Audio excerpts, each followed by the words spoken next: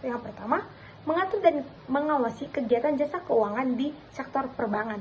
Yang kedua, mengatur dan mengawasi kegiatan jasa keuangan di sektor pasar modal. Dan yang terakhir adalah mengatur dan mengawasi kegiatan jasa keuangan di sektor perasuransian, dana pensiun, lembaga pembiayaan, dan lembaga jasa keuangan lainnya. Nah, untuk melaksanakan tugas peraturan, OJK mempunyai wewenang sebagai berikut. Yang pertama, menetapkan peraturan pelaksanaan Undang-Undang Republik Indonesia Nomor 21 Tahun 2011. Yang kedua, menetapkan peraturan perundang-undangan di sektor jasa keuangan. Yang ketiga, menetapkan peraturan dan keputusan OJK.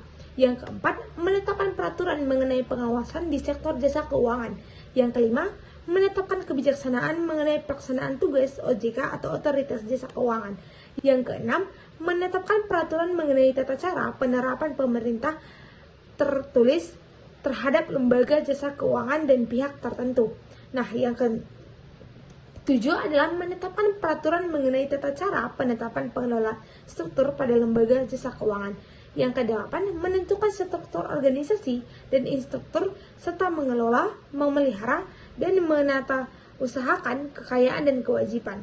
Dan yang terakhir adalah menetapkan peraturan mengenai tata cara pengenaan sanksi sesuai dengan ketentuan peraturan perundang-undangan di sektor jasa keuangan.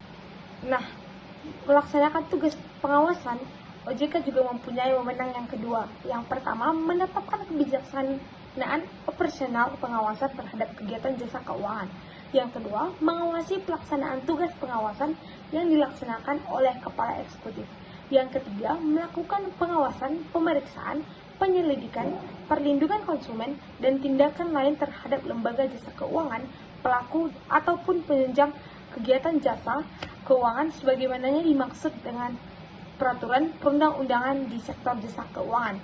Dan yang keempat adalah memberikan pemerintah tertulis kepada lembaga jasa keuangan atau pihak tertentu. Selanjutnya ialah melakukan penunjukan pengelola statuter, kemudian menetapkan penggunaan pengelola statuter, kemudian memberikan sanksi administratif terhadap pelaku atau pihak yang melanggar aturan, lalu memberikan dan atau mencabut izin usaha, izin orang perseorangan, efektifnya pernyataan pendaftaran, surat tanda terdaftar, pengesahan, persetujuan dan penetapan pembubaran, serta penetapan lain sebagaimana dimaksud dalam peraturan perundang-undangan dalam sektor keuangan. Yang ketiga, untuk melaksanakan tugas pengaturan dan pengawasan terhadap sektor bank, OJK ini harus memiliki wewenang sebagai berikut, yaitu pengaturan dan pengawasan mengenai kelembagaan bank yang meliputi hal-hal berikut.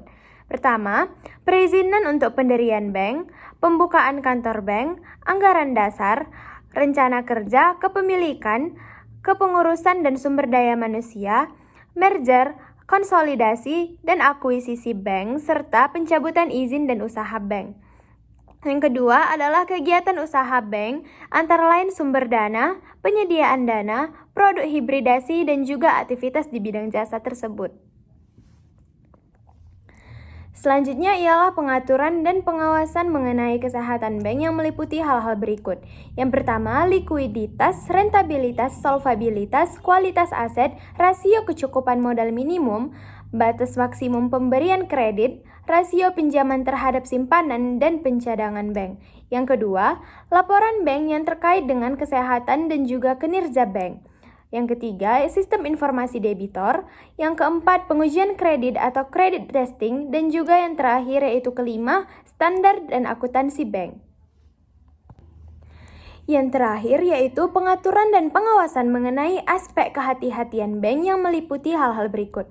Yang pertama, manajemen risiko, kemudian tata kelola bank, prinsip mengenai nasabah dan anti pencucian uang. Yang keempat, pencegahan pembiayaan terorisme dan kejahatan perbankan. Dan yang terakhir merupakan pemeriksaan bank yang berkala.